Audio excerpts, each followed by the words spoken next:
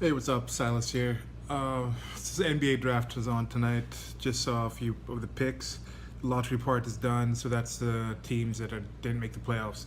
But I was just thinking about the draft itself, and you getting to see these amazing athletes. They just had the third pick from University of Kentucky, and University of Kentucky is by Coach Calipari, and he has a system where he embraces the whole one and done thing, which is they come to college for 1 year, and then they go play in the NBA. And that's the rule that the NBA said you couldn't just go straight out of high school into the NBA. You had to go to college for at least a year. And some teams have been complaining about that. Some people have been complaining about that, saying it reduces the college game if the people come in and only stay for 1 year. But Coach Calipari embraced that and said, look, what am I preparing these kids for? These are the top basketball players in the nation, ostensibly. They're coming out and they're preparing to play basketball professionally. And if they can do that already, why do they need to stay in for a longer time?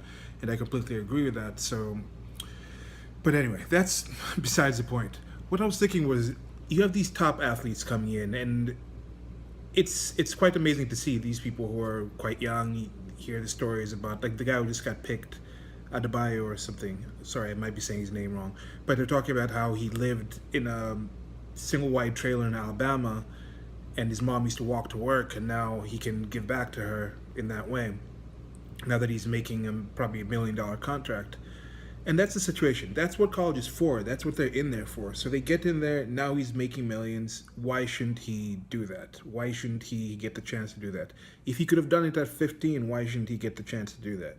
You know, if somebody develops some kind of app or some kind of technology and they're 12 and they make millions and they don't go to college, no one really comes up and says, oh, how come this person isn't going to college? I mean, they've already made a living. They're already doing they're already doing the thing that most humans are supposed to do, which is try to make a living and make something out of yourself and be self-sufficient, be an adult, be just an independent person.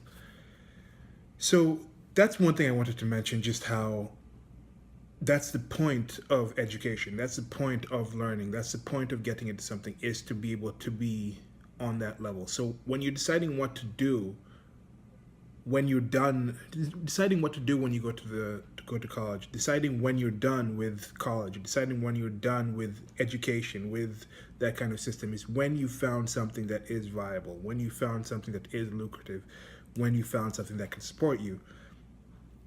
Now, on a side point, I said I was going to do a video on athletes, and I definitely need to do that video. But I was just thinking, there was um there was somebody who had been recruited to the Ohio State University, and he showed up with a shirt saying, "When I hope I don't get killed today for being black." Now, this is a high school kid just coming up. He's probably gone along with some of the rhetoric out there that Black Lives don't matter, listen to Black Lives Matter thing, and tried to make these political statements. But I wore some stupid shirts when I was in high school, or some shirts that I probably wouldn't wear today, or said some things that I wouldn't wear today. But the guy happens to be an NFL, he happens to be going to one of the top American football schools in the nation. So that gets him on news, that gets him on a Facebook newsfeed that I get to see. Does that mean what he's saying is true? No. Somebody commented there like, why doesn't he have a shirt saying, I hope I don't get killed by an African American today? Because the highest number of people, the highest chance of you getting killed as an African American is by another African American.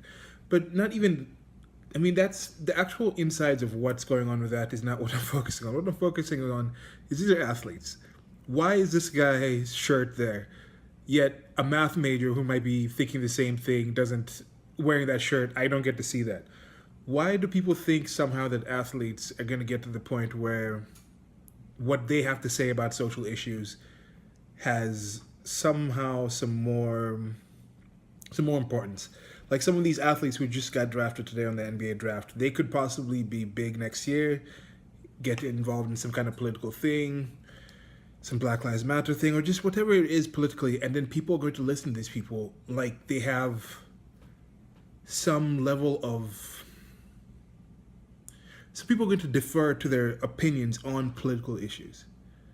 And you know, I'm thinking, why are you doing this? You're not going to get the math major, somebody who just got a scholarship from math, or who just graduated from one of the top math schools in the nation, graduates from top math schools, gets maybe to one of Fortune 500 company, and he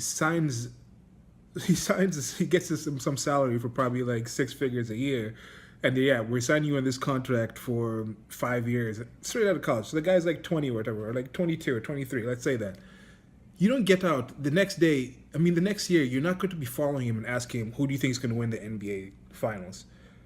Who do you think has the best team out there? Even if he did have an idea of that, you wouldn't just defer to his picks because he's really good at math. Or somebody's a really good scientist. You wouldn't just defer to their picks about who the best NBA and NFL team is.